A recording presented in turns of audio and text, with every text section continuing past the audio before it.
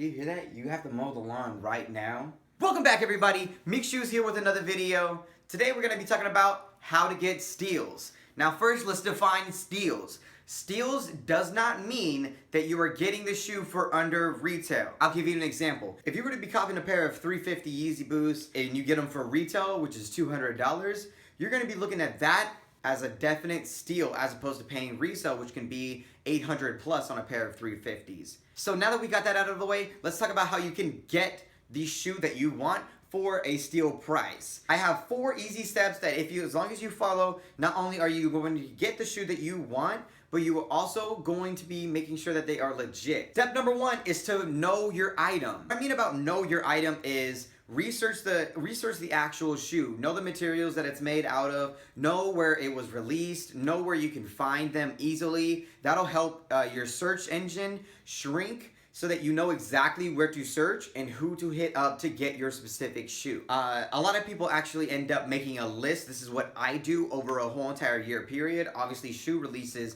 happen periodically over the year, and there's no way to tell exactly when a release date is. What I personally do is make a list of the past shoes that I've always wanted to secure and update the list as the year goes on and new shoes release. Step number 2 is to know your outlet. This can be on any social media platform: Twitter, Facebook, Instagram, regular search engines, your friends and family. It could be on even Craigslist and OfferUp. Friends and family is a very big one because you will always have those outlets that are close to you that can get you really, really good prices depending on where the person actually works. All right, so now that you know the shoe that you want to get and you know where you're going to be searching for the specific shoe, now we need to go to step number 3, which is doing a legit check. Now this certainly doesn't apply for all shoes, which is why I kind of left it as a spacer step. If you're getting a pair of Air Maxes, there's going to be a very, very small chance that they are not legit as opposed to a pair of Yeezy 750 Boosts.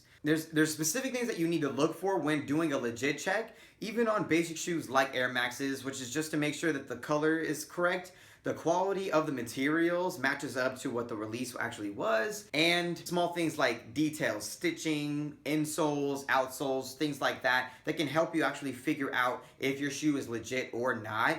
This is a very, very easy step to do, and if you don't know how to do legit checks, there's tons of resources out there for you. Soul Collector, Nice Kicks, all of the consignment shops that you live around locally can also do legit checks for you. Even if they don't have the shoe, they will have something similar that they can compare it to make sure that the pair that you have is legit. Step number 4, now that you have the shoe in your sights and you know exactly what you want, you are going to need to negotiate the prices. How you negotiate the prices? How do you negotiate the prices, me? Well, that's gonna be different for every single shoe. And I'll give you an example on these pair of Lance Mountain. For these 2 shoes specifically, I got them off of eBay. I went through a very specific process to make sure that I got this shoe and I got it for a good price. My first step was, obviously it's past release date, so I can't get them for retail anymore. Step number 2 was to know exactly where I can search. Since the shoe is already released and I need to start searching for the shoe, I first looked for local outlets. Nobody that I knew personally had a pair that was in my specific size, and I also wanted to get them dead stock, which was a big part of having this pair of Lance Mountains as well. So then I had to look on my social media outlets: Facebook, Instagram, Twitter, and I was at a dead stop again. Locally, I couldn't really find a pair from any of my friends or family, and even on these social media outlets and pages, I couldn't find a pair either. So then that turned myself towards eBay. eBay is definitely a great outlet to look for. Prices do relatively stay really, really high, but don't let that scare you because their asking price is never what they actually sell the sneaker for. And here's how you get it for under their asking price. If you're looking for a pair of shoes like these, and you're looking to get them dead stock, and around a size 9, 9.5, like I have my pairs, that is going to be very, very difficult to do for under $800, and I'll tell you why. These 2 specific shoes have a story behind them that makes the resale of these pretty high. So these 2 shoes here retail at $150, and the resale market is usually around $450 and below for these 2 pairs, depending on which condition you actually find them in. Condition is actually very, very hard to judge for these shoes because how they actually work is there is a coating of white paint that goes over the shoe, and then on the second pair there's a coating of black paint that goes over the second shoe, And over time, that material rubs off from normal wear and tear, which you can't really judge condition because condition is always based off of the person who is buying the shoe and the person who is selling the shoe. Since there's no universal condition guide for this specific shoe, it leaves a big market for negotiating. If you are looking to get this specific shoe,